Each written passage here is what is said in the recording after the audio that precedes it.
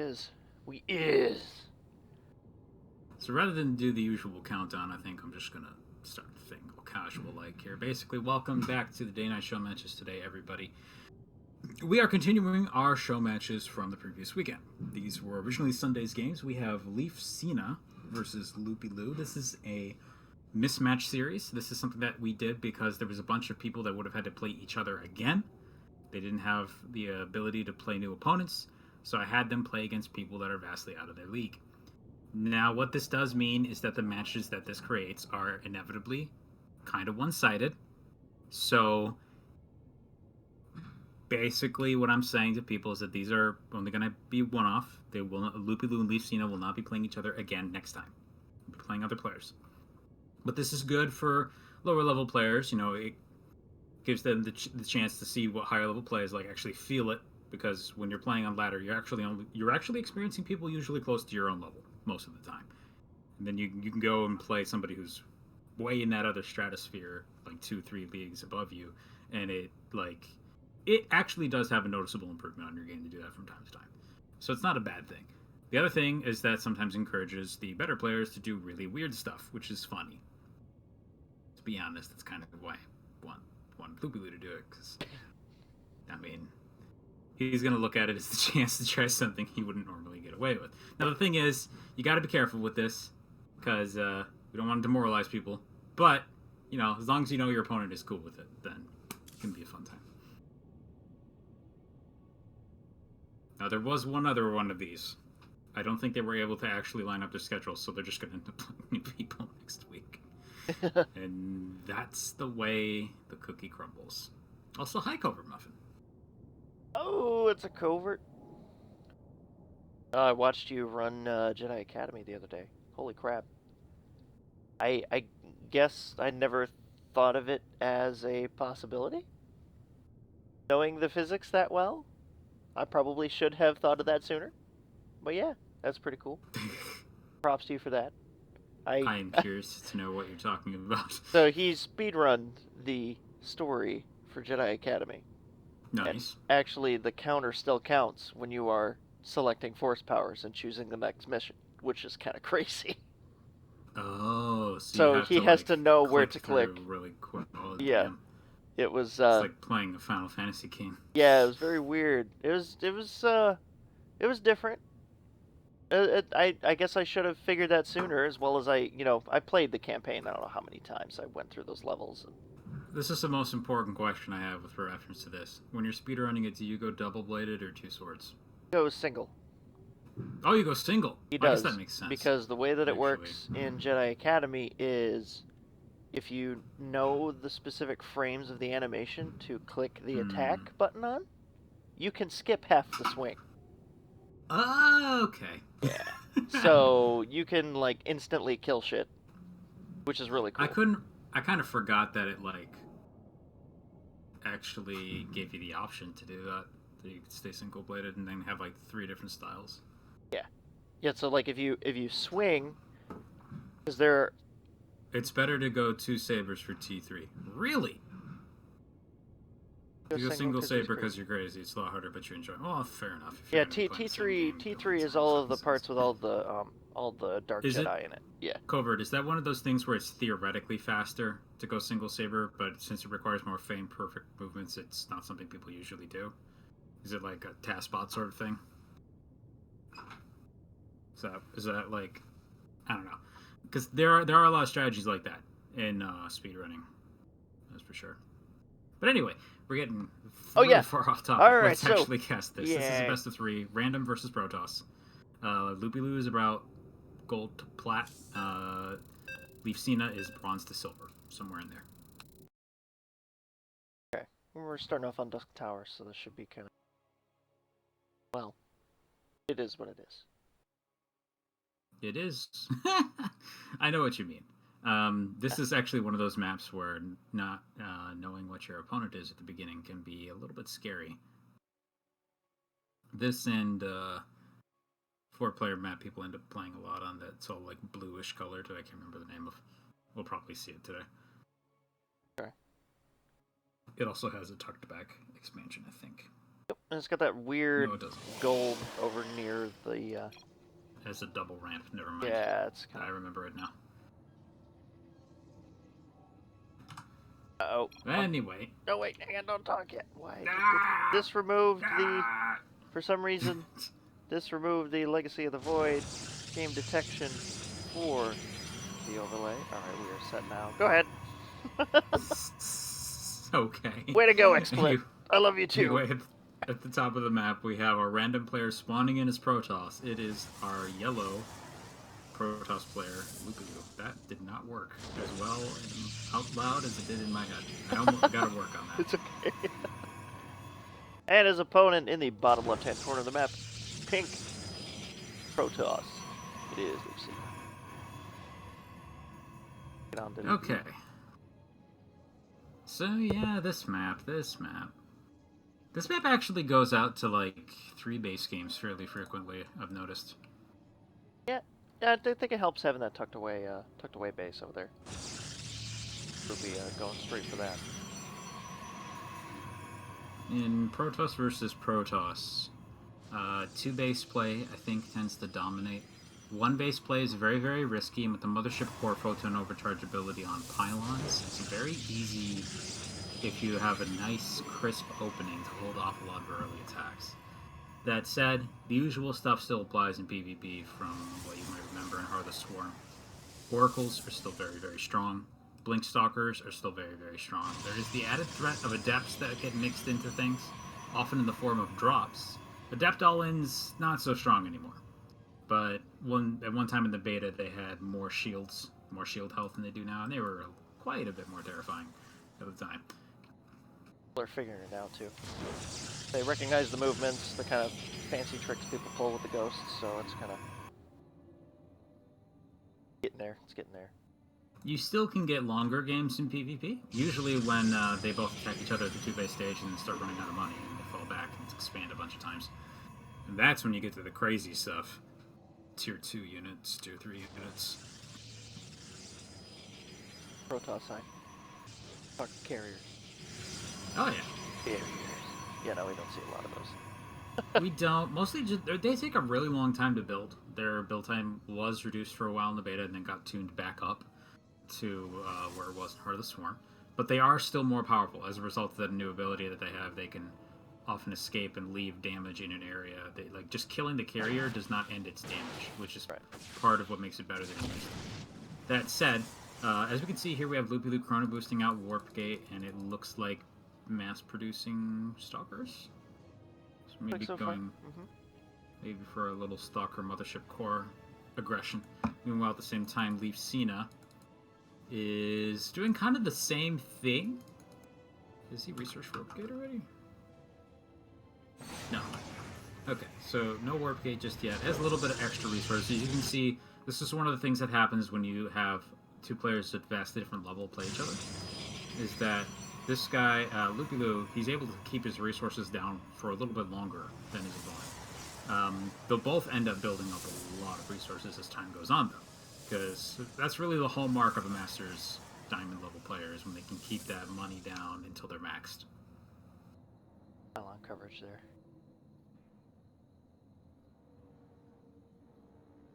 And this is not bad by Loopyloo, though. He's, okay, I was going to say, like, it's a little bit preemptive. You actually can only fund one of these pylons for a little while. Take 50 energy, but they shoot faster than they used to, so they're very, very good now. Oh my. Individually. Huh. So they changed that in a recent balance patch, I take it? They did. They wanted to make the ability a little bit less spammable, so you had to be a little bit more careful with how you used it, but they didn't want to decrease its power too much. Okay. It still functions, but it's trickier than it used to be. It's not so much a set it, forget it sort of thing, as it kind of was with, you have to be a little bit more careful with your placement. But it still works. It still has its effective nature. It Leafcena strat. One air attack rather than... +1 air attack is that. That's another gateway. He's getting some gas, and he's kind of stockpiling it. I guess maybe going up into air tech? I mean, that would make sense, right? Like, yeah. Upgrade. I mean, you wouldn't Unless get that's the a upgrade. misclick. I hope that's not a misclick. Hopefully not. That's kind of. Loopy moving up into double forge though, playing hitting his own single forge. I think that may be a misclick because he's going. I mean, he's still building stalkers. He's not moving up into Stargate or anything. He has plenty of minerals and gas to do that. Yeah, I mean, the tricky thing is here, the stalkers are, like, actually cutting into the minerals that he would need for this by a pretty wide margin. But yeah, he could actually just put up 2 Stargates still and just pump out Void Rays if that's what he wants to do. Meanwhile, Loopyloo, what's the next level of his tech? It looks like he's getting upgrades and going up for Blink. This is a very, very solid set of ideas. It gives you a very, very nice 2-base push that you can do a lot of damage with if you want to go for that. Since he's got his 3rd base up, though, he might actually intend, in the long run, to go over something a little bit scarier. Maybe a lot of Disruptors, maybe Air Tech. Ooh, Disruptors are scary. Colossi. Yeah. Colossi are still good to have. They are AoE damage. They're not as strong as they used to be, but having them at the back of your army still puts a clock on the other person, even if it's not as short as it used to be. On the Warp Tech train here. Oh, taking a coffee break. That must be a misclick, but the misclick does offer some opportunities. It gives him the ability to swap into Air Tech and have it a little bit more powerful than one would expect if he did this. So we'll see if he tries to take advantage of that. Plenty of resources for it, so suddenly 3 Stargates. Totally possible. Loopy got his 3rd up now. Almost fully saturated. Dropping gateways at the front, warping stalkers a little faster. Pretty good setup here. Halfway complete. Got a critical mass of stalkers here too, so anytime he feels like moving out doing some damage. I had a great image in my mind just now of, remember the concepts of the Artosis pylon? Uh-huh. We got one of those on the map right now. Uh-oh. We're just thinking nowadays, we have the Artosis pylon, and then there's the mothership core. And we give the Artosis pylon a rocket launcher. But the Artosis pylon is not defenseless anymore. I do see the Artosis pylon we're talking about, and that is quite a bit of... Oh, well. Scouting Stalker kills itself. Scouting Stalker discovers that the enemy army is not that big if Loopyloo is paying attention. Gotta know. I mean, gotta have seen that. Really, Loopyloo is going for triple Robo. So I figured he would do something like this. It might just be for mass immortals. But he could build up really anything else at this point. The double upgrades, I think, are going to give him the really, really massive edge in the fight if it occurs sooner rather than in 10 minutes. Huh. Well, might be pretty good, considering his opponent is going for... He as well is going for only stalkers. Yep. I mean, it's a good choice, all things considered. And we have a move out? No, he's moving his army forward just to take this expansion. Okay. And we have Loopyloo also putting 2 pylons in this piece of terrain next to the base. You can get some vision coverage up there. Not a bad move. It is a vulnerability that you have to be aware of whenever you take this base. I love those pylons, my favorite pylons. Oh, the upgrade I love that skin so much. Yeah, they look so cool. Like I can't play without it anymore. So now I have to know. Did he play this? I don't think he played this before the Tal'Darim skin came out, so I don't think we're actually going to see that. Oh, yeah, probably not. I don't see a Robotics Bay on the way. Wants to do. Yeah. I see what he wants to do. He's going to do some immortal drops. Oh. Which is actually very ballsy. His opponent's going to have Blink. So technically, Leafcena can just obliterate all of this if he's lucky and sees it coming. Oof. I mean, many a Terran player out there can tell you about how scary it is to try and drop a Protoss player with Blink. That hasn't changed. I'm glad that hasn't. Yeah, because that's important. Up to what? We got 4 bases here now. Leafcena's still sitting on his 2. He thinks he's got it. All he needs here. Maybe a problem for him. A little bit if Loopy decides to attack. Proxy pylon. He's gonna have 6 immortals Wow. Okay, I was gonna say, like, even ignoring the upgrades, the 6 Immortals actually does wildly imbalance this fight in his favor. So much damage. No Immortals in this one. Looking to do some quick harassment, it seems like. You can fly up to the back of the space here.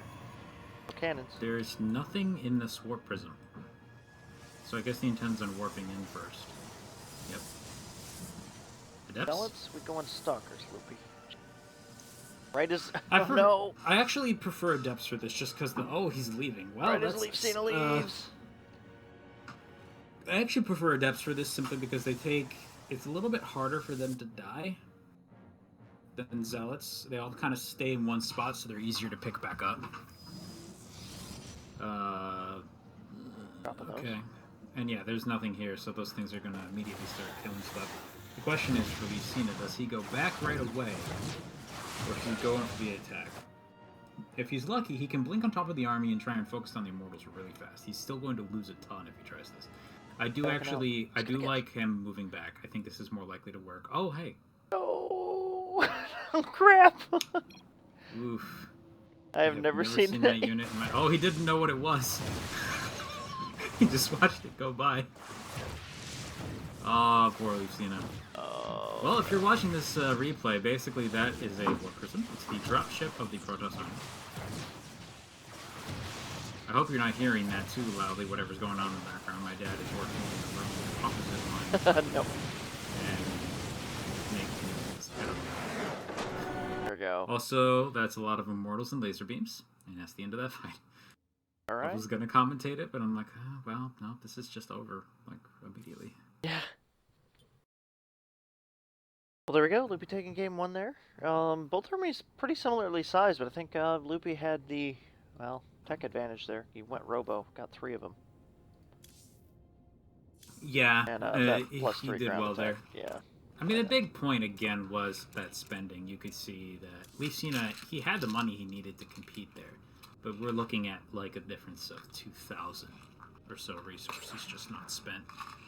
And that came out in the form of additional tech units and upgrades, and that's pretty brutal. But hey, seeing that you've got the money to do those things is really the first challenge, in my mind. Yes, yes. Mechanics are important. Get up to the right number of bases is important. Could have done probably a 3rd base there and been okay.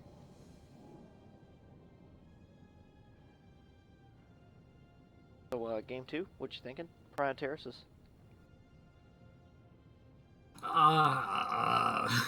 Loopy chose Look, this map Protoss encourages this people game. to act like crazy wackos, so you got 2 Protoss players, that's kind of what I'm expecting to have happen. Even if Loopyloo doesn't just decide to go crazy. I mean, he did just say in the chat that Leafcena had asked him to play serious in the first game, so that's what we just saw. Which is good. Leafcena got to experience that. I think that's actually a pretty important element to this. And now Loopyloo is going to probably do something crazy. And this is a good place for this. It's better if you're Zerg, though. If you're Zerg, this is great. But this map does tend to encourage some weird things. You have this extra... you have a lot of space. You can drop and blink into bases. You have gold bases everywhere. So ninja stuff is fine here. Well, anyway. At the top of Prion Terraces, we have our yellow random players spawning in as Protoss. It is Loopyloo. Got it right. And his opponent in the bottom right-hand corner of the map, the pink Protoss player. Dropping game 1, looking to come back here. It is.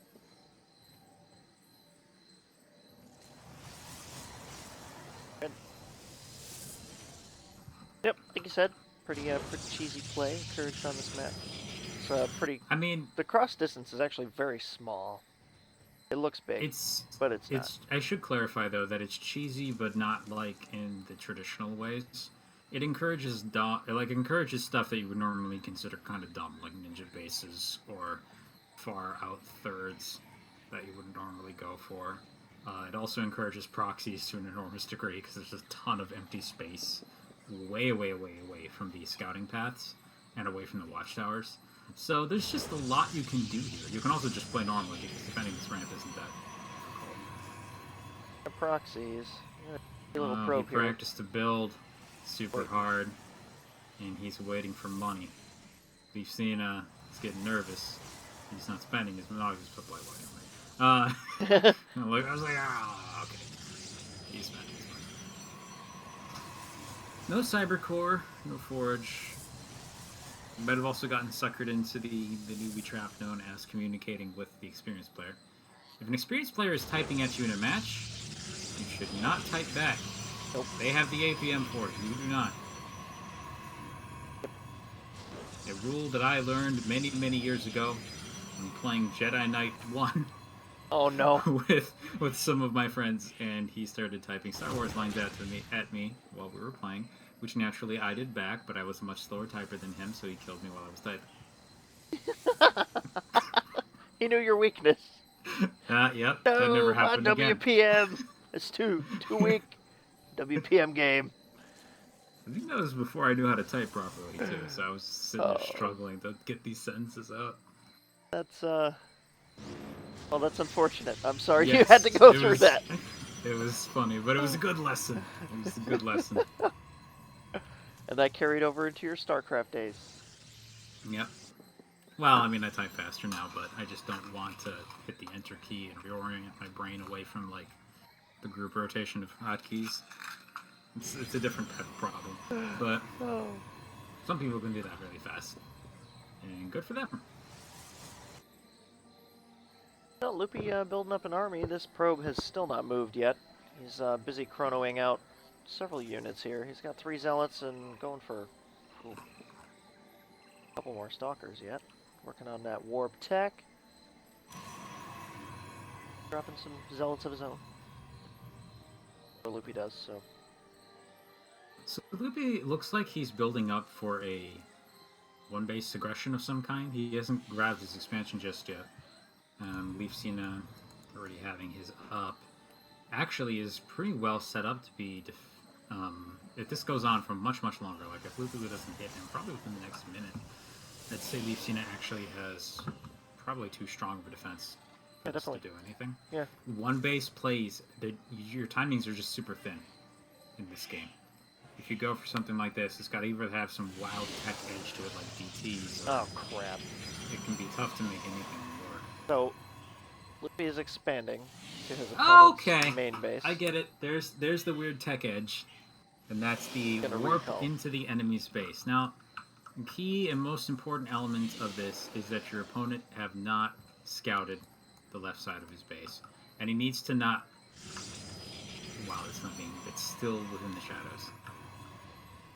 I thought he might have revealed the probe just now, but no, he did not do it.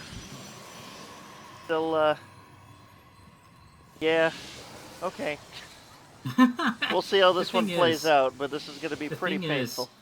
This is not, like, he's got the quick warp-ins, which is going to help him out, but his production is so much worse, and for some reason, Leafcena has only zealots. He could kite these. What is he... Oh, okay, now the pylons are visible. He sees all this. And the tricky thing is, this Nexus is not anywhere near done yet. The question is, has he looked at his base in a while? No. I'm going to do the scary thing, which is to look at this from the camera of our Leafcena here. And he's focusing on producing things. He just got supply blocks, so now he's going to grab a probe and fix that problem. And now Stalkers are destroying things. He's grabbing his zealots and he's going to bring them up here. He's going to go for the defense. Pylons are already in place, so what he's technically... got an upgrade, too. What he's actually fighting against here is Photon Overcharge as well. So it's going to run across the map. No charge or anything, so they're going to have to attack Zealots manual style. Now, the Photon Overcharge here actually does give these, like, a tremendous amount of firepower to Loopyloo's side, but it only does so this one time. And if he's not able to crush this force now, it looks like he will be, then he'll not be able to take victory. What? Well, folks, this is what... Yeah, here's how you beat this. You put a pylon slightly more to the left than where Leafcena's buildings were. Then you kill it while the Nexus is building. You actually... Hopefully, he thinks you can't see it. That's actually something you want to have happen. Wait until it gets to, like, about 75% done, and then you kill the building and he loses 400 metal. But I know the feel, Leafcena. I've been there. I've had people do this to me. It is very bewildering. But not with the Mothership Core, like also Photon Overcharging things. That's a smart move. Oh my. So, there we go. Technically, Loopy took that 2-3, but it looks like they're going to play out the final game in the series anyway. Sure, and I think this is appropriate It's in a this good move. situation. Yeah. I mean, especially if you like your opponent. If you don't, by all means, feel free to stop. But no one's making you play game 3. But if you guys are having fun, go for it. Always welcome. I think Loopy actually chose will be a ZVP. Playing on Central Protocol. Of course, a Zerg map.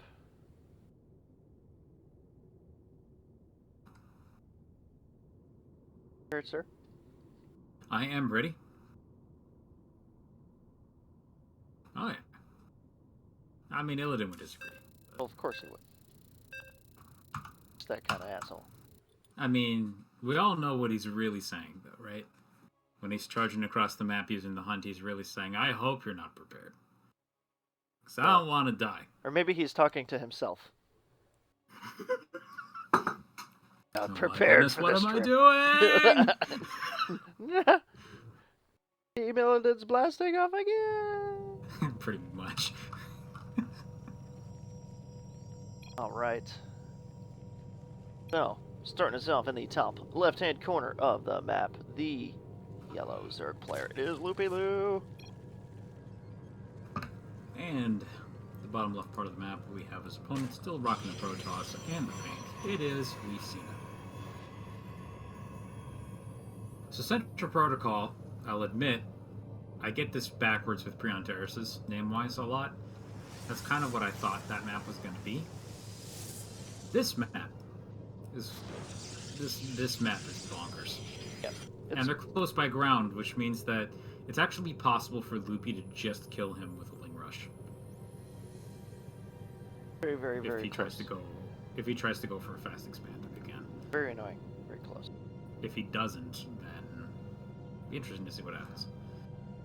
So he's going to expand toward his opponent. So you can guess, like, this map with this alternate entrance here, it makes what Loopyloo did in the previous game very, very difficult to pull off as a Protoss player. Just because it's much more likely that a person is going to have any kind of vision coverage on this ramp in the first place, and once that's here, then they're going to, of course, watch their main entrance. They're going to see all the spaces where you can leave the next time. That said, if you can find a way to break the rocks relatively early, you can bury one a little bit further to the north of the ramp and technically accomplish the same thing. Even better, like, because you can do it with a couple buildings and you have photon overcharge there, and just kind of lock this space down so he has to put some units here and then assault from the normal side. Totally possible. But the thing is, on this map, you're more likely to die to some weird proxy and or somebody just outright attacking you early, because it's hard to hold flat ramps versus ramps with high ground, that's what you have to do on one base here. We will see what happens, however. Selling up here, stand and watch, waiting for this Overlord to come over here so he can wave at it as it goes by. Pushing out, getting Nexus. Pretty standard against Discovered her. the base. 4 Lings are coming out. See if is he gonna grab speed?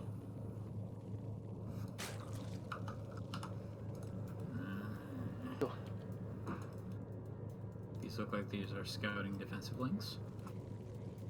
Yeah, he's not grabbing any further. There it goes. Yeah, there's speed, but he's gonna probably saturate up the space. I don't think he intends to attack just yet. But yeah, a couple pylons and some good building coverage here, and you can hold this location pretty well. The natural ramp. It's having this backdoor entrance to your base presents a lot of issues as a Protoss player. Painful. You know about that quite well. Oh, yes. Yeah. I do. Especially what was that? Heart of the Storm last year, they had that ice map with that alternate entrance to the main, and people could do like siege tank rushes. Oh. Yeah, I remember that. I remember casting some of those. It was pretty crazy. You'd get the army all worked up, and then the guy would move out looking for you, and then you just stab him in the back. It's like, well, shit. That game sucked. So lair popping up, followed by a quick infestation pool. He's getting burrow tech. Don't think he's going for fast ultras if he's grabbing the burrow tech. His opponent's going for void rays though. So this might actually intend on doing some infestor shenanigans. Combination's pretty decent for that. There we go. Yeah, 2 infestors. Cool. Burrowed infestor shenanigans. Is he gonna attempt to steal a probe? Is that what's gonna happen? He was making jokes about Toss being OP early on. Why did I choose Zerg? Maybe. We are in for a very long game if this happens and he doesn't get killed for it. Oh my. Loopy seems like the kind of guy, so.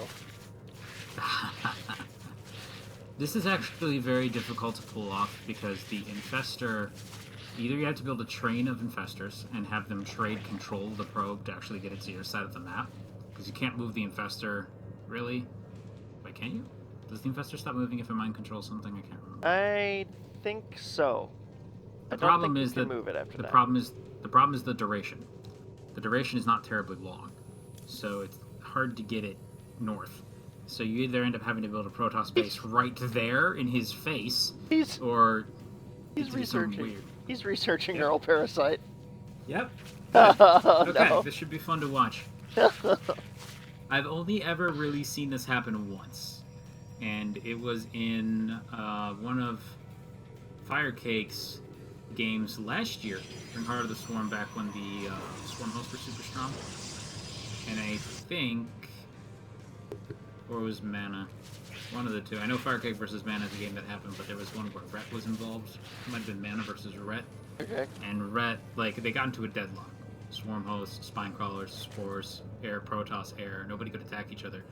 So somewhere like a minute, 1 hour and 30 minutes, he decides to steal a probe, pulls it off, builds a bunch of Archons, walks them forward with the Zerg army and all the spine crawlers.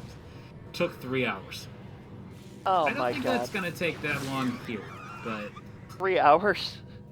well, this was in Heart of the Swarm time on top of it. Oh, so, that's right. It would Yeah. probably be like 2 hours. God. But That's all I think of is that traumatic game between, what was it, Stefano and what's his face. They just both built Swarm hosts and they both sat at the ramp and just rallied everything, and the casters were total ballers. They were like, God damn it.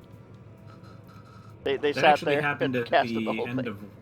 That happened at the end of Wings. There was a ZVC where it was Broodlord versus Broodlord. Oh, jeez. And it was... I think the casters actually got frustrated about 5 minutes into the start of that fight. They were just like, this is kind of dumb. Something to that effect. And then they like went on State of the Game later and talked about it. Like, that was retarded. Ooh, secret That agent is not investors. fun for anyone. Oh, okay, they come. Now, we have a bunch of Void Rays here, and there's a bunch of Lings attacking down here. It looks like he wants to attract the attention of the defenses units down here to protect the Robo, which he's going to do now. He's popping up the Infestors. He has mind-controlled a single probe. Now he's going to try and get him out of here. The Infestor is not able to move. It looks like he is going to chain pull him along. Oh, he's lost control. He's picking up another one. There is a Void Ray right above the shenanigans. He's going to pretend like he's not seeing anything. And they're going to keep passing the probe along. Oh man, Leafcena could actually run this thing away pretty much whenever. Oh, and he's built the Nexus out in the middle of nowhere. Now he needs to dispose of the probe, or at least move it someplace where Leafcena will not suspect anything. And he can build Protoss Zerg. Oh, Jesus. Oh my God. 22 Lings on the way to supplement this. Good job, Infestors. Good job. Well played. Jesus Christ. Meanwhile, the Robo still lives. It was defended. There's about 3 or 4 Void Rays on the field now. And a handful of other units, but still pretty sparse for a Protoss player. Zero has not yet recovered. I swear to God. Building of a Protoss Nexus. This is one of the most ridiculous things in this game. That's right. We're looking at a build tab right now where you have a Zerg player with a Nexus in its production tab. Bitch. Yeah, it's about done. He's anticipating. He's anticipating that having done this, he can die to air, but he doesn't really have anything. So there's a bunch of spore crawlers going up at the bottom of his natural. I'm not terribly surprised by this and think it is actually a fairly intelligent move. Now, What are the things you have to be really concerned about as a Zerg Protoss player? Your creep prevents the building of Protoss buildings. You have to be very concerned about that. You also need to not accidentally destroy your own base. Yeah, you gotta be careful about that. Looks It's like not the enemy. It is our friend. Even though it looks very tasty. Protoss are friends. I appreciate enormously that happened as I was saying it, because I did not know that was about to occur. What is he doing? Why is he doing this? Oh, he was just using it to get the probe, but now he's gonna kill him. You know what it might be? Is he really wants to hide this. He wants to really make it this a big surprise, so he's gonna put it on the other side of the map. And he's getting gases. Thing is, though, Loopyloo has gained so much in the way of resources that he really does not need to mine with this base. He could actually just build production structures and use them. He does not really need to mine with this. This does keep it a lot safer than having it on the scout pad. So I do understand. So far, we have a Colossi, a bunch of Void Rays, and a handful of Gateway units. Technically, this doesn't look like much, but this, if it goes on long enough, this is a really intimidating Protoss army, presuming he doesn't have like a severe deficit of upgrades. Note the supply difference, currently 116 to 71. Leafcena actually could do a lot of damage if he just attacked. He just attacked. Oh, he's thinking about it. He's thinking about it. Yeah. Nope, he grabbed his army and moved him to the center, but gonna have to wait a little bit longer on that. Meanwhile, over in Loopyloo land, we have a Nexus that's finally about to finish. And we're probably going to see a gateway pop up here. Yep, he's going to make his way down the deck tree. Oh, jeez. A lot of gateways. Oh, so many gateways. Oh my gosh, that's... 1, 2, 3, 4, 5, 6, 7... Oh! Leafcena! And Leafcena has embraced the power of hope, which is actually going to be enough to do an incredible amount of damage here. The only thing defending this base is 4 Spore Crawlers and a bunch of Lings. The Spore Crawlers he can avoid really easily as long as he doesn't walk into them like that. But he's still... Okay, now he's... actually, will kill these off really quick because the Void Rays, in fact, is very good damage. So, he's fighting them way too much. There we go. He's moving forward into the base now. We do have some infestors here. They have full energy, so he can chain some fungal growths onto the air units, but Loopyloo has lost his natural already. He is turning more and more into just a Protoss player as this goes. Which I think the Zerg Empire may in fact give way to the high-tech, form-oriented What is Protoss. this? Is this Civ? Is that what we're watching right now? They're evolving. Meanwhile, on the other side of the map, Loopyloo is producing 8 zealots shortly. He does have a massive bank here. He could actually build any kind of Protoss army. He could even go up to carriers if he had time. And time is really the biggest problem here. We have now those are old. Oh no. So okay, the tech has been destroyed, quote unquote, by the Protoss player. No more layer hive. No more supply. He's gonna lose all of that, in fact. It won't really matter though, because Loopyloo is now down to 45 supply himself. Now, what are the ways he could win here? If he could actually tech up to DTs, there's no detection at all. What I can tell here. So he could run these back here to the Protoss backline. At the same time, however, he's just reached Cybercore tech and he's building a Twilight Council. It looks like that's his goal. Leafcena still has really good odds here. Just needs a couple observers to join up with this army. He just needs to find it. He can still do this. This reminds me of a lot of single-player missions. They feel exactly like this. Have you ever thought about that? Oh, yeah. Like the Doom Wave, like that Kerrigan mission in Wings of Liberty where she's sweeping across the map, destroying all this stuff. Like, yeah, and you're like, shit. Dr. Narud Duran. Mwahaha, Loopy says, I'm back home. Leafcena's he's gonna find it. You can never kill the Zerg when they become the Protoss, unless you have vastly better tech than they do and split your army in half and engage separately. No. Oh, Ape, no. Move command. What is going on there? Oh, well, anyway, here comes the Golden Armada. As it turns out, the Golden Armada is pretty good against the Golden Foot Squad. Why? He says why. What? I am one of you. No blink jet, can't blink out of here. Reading, buddy. Stopped him. Oh, turns out Colossus is still pretty good. Meanwhile, we have a... Oh no, he didn't go for a Dark Shrine. He went for a High Temple. He went for a High Temple. Okay. Oh no, that's too bad. Oh dear. Oh my. Technically, Loopyloo is not dead yet. The third side has planted a hatchery on the other side of the map. Why would you kill your brother, Gears? Well, the answers to this are not similarly philosophical questions. You should probably turn to Virgil from the Devil May Cry series. I'm so confused, he said, as he totally slaughters Loopy in the face. Huh, I wonder what happened, he says as he, like, knifes him across the throat. Blood's flying everywhere, and he's going, Oh, this weird. blood is blue. That's odd. That's kind of weird.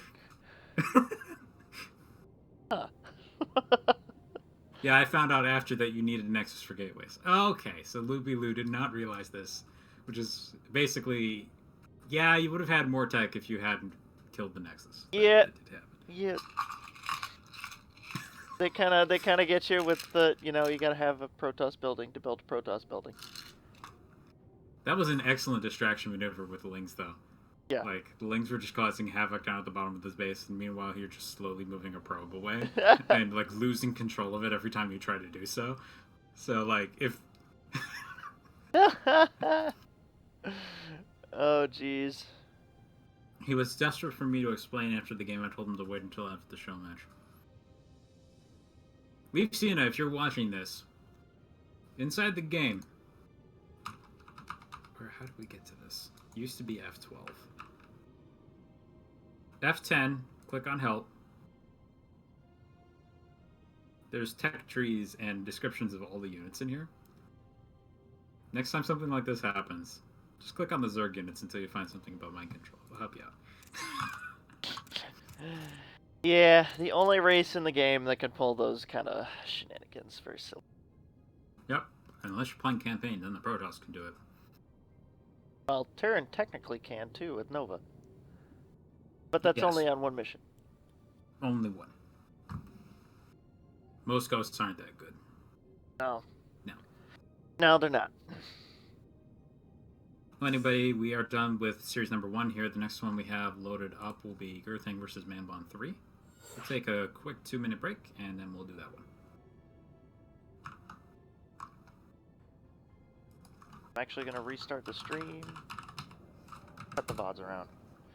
Oh, that is so nice of you. Thank you. Makes my life much easier when you do that.